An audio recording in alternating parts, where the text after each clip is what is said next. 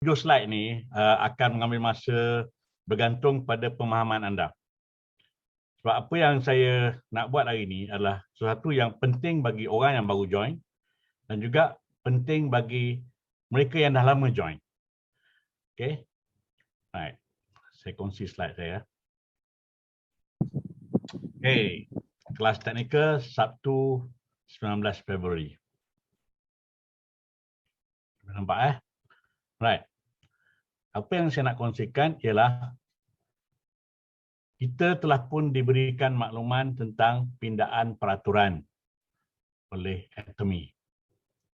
Dan pindaan peraturan ini akan berkuat kuasa 10 hari dari sekarang. 1 bulan Mac, dia akan kuat kuasa. Saya akan nak tunjuk sikit, tapi saya dah siapkan intipati dia untuk anda lebih faham, anda lebih cakna tentang apa yang dibenarkan dan apa yang tidak dibenarkan. Okey.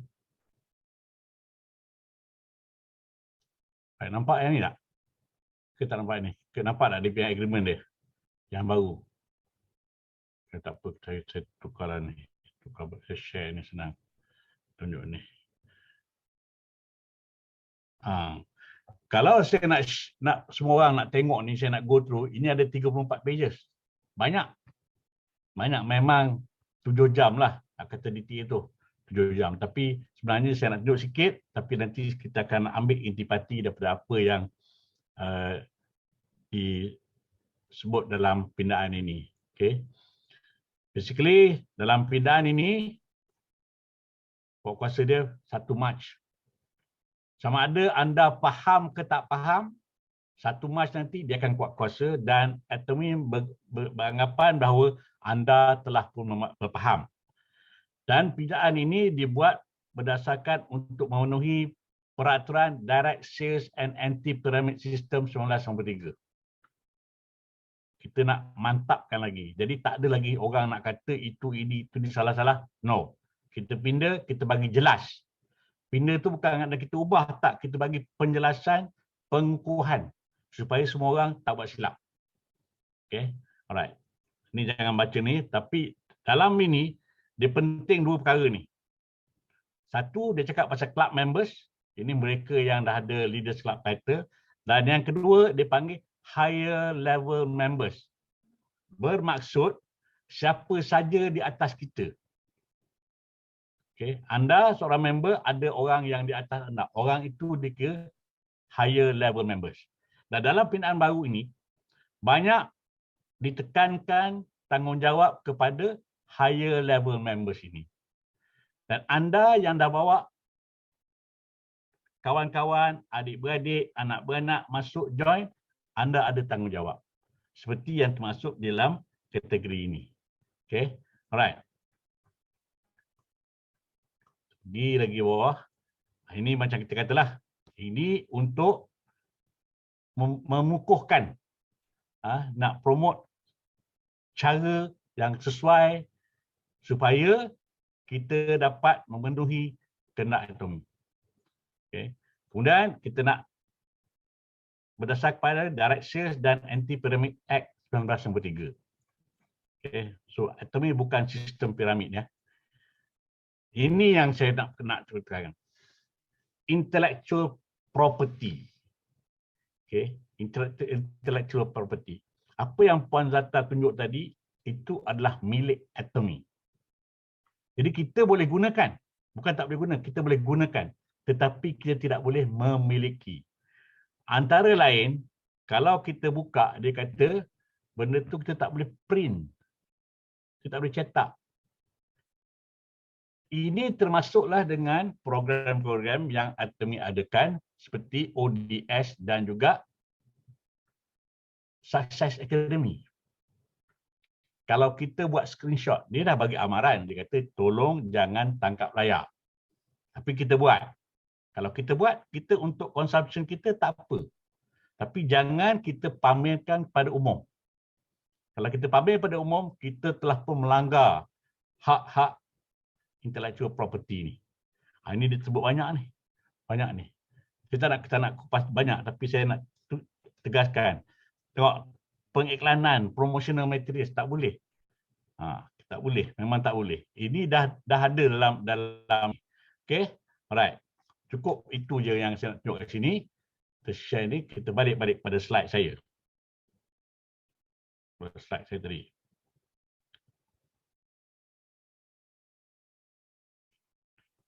Okey. Slide ni, kita pergi next one. Apa yang ada dekat channel Atomy, kalau kita buka, dia akan keluar ni. Amaran ini. Page slide yang pertama tentang produk tu, slide yang kedua terus keluar ni. Dia bagi warning, amaran.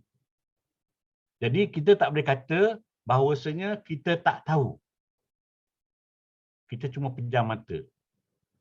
Jadi kalau anda tertangkap, orang yang akan turut terlibat dengan anda ialah member yang di atas anda tu. Dia kesian kat dia. Kesian kat dia. Jadi hari ini kalau kita buat ini, sebab tu saya taruh tarikh. Apa-apa berlaku, saya dah buktikan bahawasanya saya dah bagi penerangan pada anda. Bantu anda bagi penerangan. Kalau anda buat juga, maknanya anda yang bertanggungjawab. Sebab apa? Nanti tengok dalam intipati kenapa tak boleh buat. Okay? Alright. Pindaan peraturan ini berkuasa 1 Mac. Diubah menjadikan tadi demi mematuhi Akta Jualan Langsung dan juga Anti-Sistem Piramid 1993. Tindakan tegas akan diambil jika tidak mematuhi. Dia dah beritahu dah. Tindakan tegas akan. Jadi kalau kita dah banner rangkaian, dah ada ramai, semua dah bagus, dah stable, sekali ada yang buat kesilapan, maka tindakan tegas akan diambil. Dan dah tentunya ni DTA kita yang duduk dalam jawatan kuasa disiplin akan tengoklah benda ni. Puaslah nak bersilat. Jadi, kemudian di bawah General Provision, artikel 91 dia kata ahli diri kelab tidak dibenarkan untuk aktif dalam mana-mana syarikat MLM. Dia kata dah. Jadi janganlah pula kita kadang-kadang dah ada di kelab, kita pancing dia tersebut. Jadi kalau ada orang report ni masalah. Okay. Kemudian tidak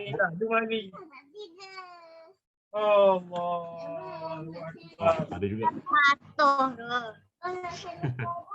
Okay. Larilah. Macam mana boleh tembus Tak boleh tembus. dia ada ni semula dia dah unmute semula. Okey, unmute balik ni ajar ni. Okey. Kemudian tidak boleh gunakan platform Atomy untuk promosi produk sendiri. Contoh, kita ada grup ramai-ramai, kita ada grup situ yang memang cerita pasal Atomy, sekali-sekali kita bawa produk lain. Sebab itu, kadang-kadang admin dia akan tendang sesiapa saja yang promote produk lain dalam kita punya grup. Kita dah kata grup Atomy DTA. Maknanya kita dah kata cerita itu cerita Atomy je. Kita tak nak cerita benda lain. Right? Kemudian, ini terkandung di bawah artikel 9.2. Kemudian ahli Atomy bertanggungjawab untuk membimbing mereka di bawah rangkaiannya. Artikel 13. Now, ini dipindah. Dulu ini di bawah kod etika. Tapi dipindah masuk ke General Provision. Peruntukan am. Awal lagi dia dah masuk dah. Kemudian, mastership perlu untuk terlibat dalam ODS dan juga Success Academy. Artikel 14. Dulu dekat ini 12.1, ini 13.1. Kod etika. Okay. Alright. Ahli bertanggungjawab terhadap cukai pendapatan masing-masing. Ini mereka yang dah layak kena bayar cukai. Sebab tu tak lama lagi akan keluar borang CP58, sila buat perisytiharan. Jadi kalau anda menyalahi undang-undang kerajaan, anda tanggung. Atomy tak tanggung. Sebab Atomy bertanggungjawab mengeluarkan penyata pendapatan CP58. Right? Next. Selepas pendaftaran, semua ahli dianggap telah faham akan segala peraturan yang ditetapkan oleh Atomy. Jadi siapa saja yang nak bawa orang masuk masa mendaftar tu, tolong beritahu dia the do's and don't. Jangan kita kena gairah nak bawa dia masuk, kita lupa benda ni. Ini dah termaktub dalam artikel 16. Alright. Kemudian ahli tidak boleh menggunakan nama akademik untuk kepentingan politik dalam atau luar negara. Jangan kita gunakan akademik, kumpul orang akademik sekali kita cerita politik. Jangan, tak boleh. Ahli tidak boleh menggunakan nama akademik untuk kepentingan agama anutan ahli. Ini artikel 18. Jadi dua perkara ni, akademik tahu pada dalam General Prohibition atas, bermaksud dakwaan bahawa akademik ini menyokong mana-mana agama adalah tidak benar. Okay? Tidak benar. Dan kita sebagai ahli, kita bertanggungjawab untuk mematuhi peraturan ini. Kemudian dilarang membeli stok berlebihan atau memaksa BP membeli bagi tujuan mengekalkan masa chip atau pendapatan. Ini termaktub dalam artikel 23.2. Jadi bila kata stok berlebihan ni, bukanlah makna beli 2 kotak tu berlebihan. Kita boleh beli stok macam saya. Setakat hari ni dah 12 kotak bird nest tu habis. Saya ada 4 kotak lagi standby. Sebab takut stok habis. Sebab saya makan hari-hari. Setiap pagi saya makan sebotol. Saya tak boleh miss. Jadi saya dah nampak dah kulit saya memang dia dah makin remaja kulit tu. Walaupun rambut belum nak remaja. Tapi yang penting kulit dah nampak remaja. Okay. Alright. Kemudian ini biasa disebut dalam mana-mana masterclass tentang waktu dia sebut pasal budaya tu, line snatching. Dilarang mencuri ahli dari rangkaian lain. Artikel 24. Ini disebut setiap kali dalam masterclass, salah seorang akan cerita tentang budaya akademik, akan sebut pasal line snatching. Tak boleh. Tidak boleh. Kemudian dilarang overclaim. Kita kata ambil MOU macam gini, ambil MOU macam gini. Kita boleh kata pengalaman saya tak ada masalah. Baru hari Sabtu lepas saya ada kontak rapat dekat surau. Kami duduk lama dekat siap kongsi handphone lagi. Hari Isnin dia beritahu dia positif COVID. Saya diam. Tapi tak ada apa-apa pun, tak demam. Alhamdulillah sistem imun kuat. Sistem imun kuat. Tapi saya tak tahu apa yang saya makan yang menyebabkan kuat. Tapi saya makan semua. Apa saja produk pemakanan dalam atomi semua saya makan. Setiap hari saya ambil. Dan vitamin C yang 1000 mg ni cukup best. Awal-awal tu tak sedap. Tapi sekarang dah cukup best. Okay. Alright. Kemudian, maklumat peribadi ahli tidak boleh dikongsikan dengan pihak lain. Artikel 28. Ini kadang-kadang kita, adik-beradik kita ada buat bisnes lain. Jadi kita bagi maklumat yang kita ada itu pada adik-beradik kita ke saudara mara kita untuk mereka daftar kat. Itu menyalahi. Tak boleh. Jangan buat. Jangan buat. Kemudian dilarang menggunakan bahan terbitan syarikat bagi tujuan pengiklanan di media sosial. Artikel 29. Ini yang saya sebut pasal tentang intellectual property tadi. Jangan kita ambil yang daripada atomi punya. Kita nak reka sendiri, tak ada hal. Yang apa yang sebiji atomi punya kita ambil, kita screenshot, kita letak, tak boleh. Itu menyalahi intellectual property. Kita dah infringe intellectual property. Alright? Tengok kod etik ada 2 je. Semua orang mesti faham pelan pemasaran dengan tepat. Sebab itu yang baru join, jangan tinggalkan kelas teknikal. Anda boleh belajar. Seandainya upline anda tak dapat, alamak. Sorry. Tersalah. Ini pula.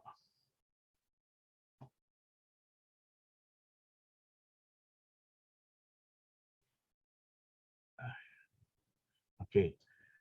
Seandainya upline anda tak dapat nak menceritakan dengan tepat pelan pemasaran, sila join kelas teknikal.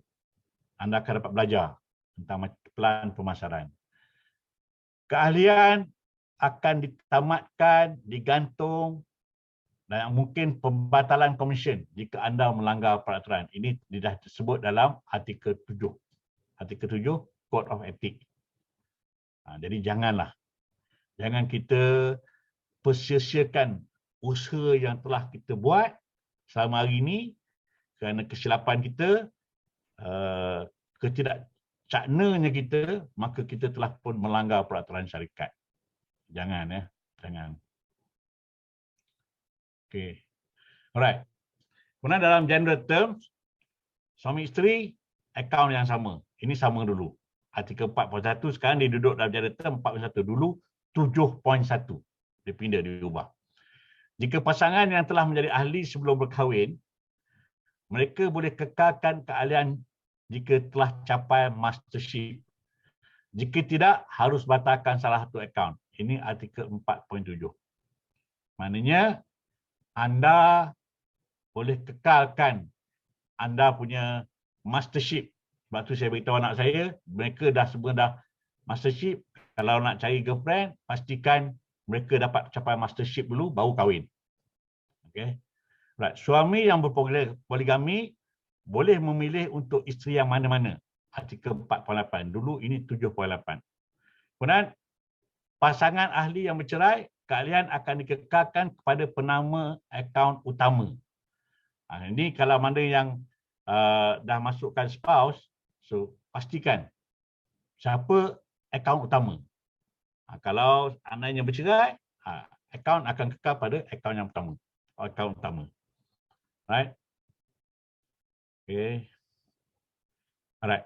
Ini tentang privacy. Kadang-kadang kita ada masalah bila kita minta IC pada kawan-kawan kita, pada BP kita. So kita kena ingat Atomy akan mengambil langkah yang sesuai untuk menjaga kerahsiaan maklumat. Akan tetapi tidak dapat memastikan Atomy bebas dari digodam. Kita bagi gambar IC pada Atomy untuk kita upgrade daripada consumer kepada distributor. Jadi Atomy ada simpan gambar IC kita. Atomy tak akan serahkan pada siapa-siapa dan disimpan. Tetapi kalau sistem digodam, al-maklumlah zaman hari ini. Orang godam, kalau dia godam, dia dapat tu, jadi Atomy tak bertanggungjawab. Hanya perlu beritahu bahawa sistem telah digodam. Untuk Atomy menyerahkan maklumat pada orang lain, tidak sama sekali. Atomy akan menyimpan maklumat data peribadi dan tidak akan mendedahkannya. Ini dia cakap artikel 5. Ini pengakuan dia. Cuma, Atomy mematuhi keperluan PDPA 100%. PDPA ini Personal Data Protection Act. Ini termasuklah mengisytiharkan pendapatan anda kepada lembaga hasil dalam negeri melalui borang CP58. Kalau yang lain, setakat bank minta ke, boleh layan. Tapi apa yang peruntukan PDPA, siapa yang boleh dapat maklumat, yang ini Atomy terpaksa bagi. Okay. Jadi, ini adalah intipati pada perpindahan peraturan yang akan dikuatkuasakan pada 1 hari bulan Mac. Jadi sekarang saya buka untuk soalan jika ada. Okey, jika ada soalan, sila tanya dengan Haji Raimi kita. Okey, peguam yang telah kita lantik khusus pada malam ini. Sebab ramai orang tertanya-tanya ni tentang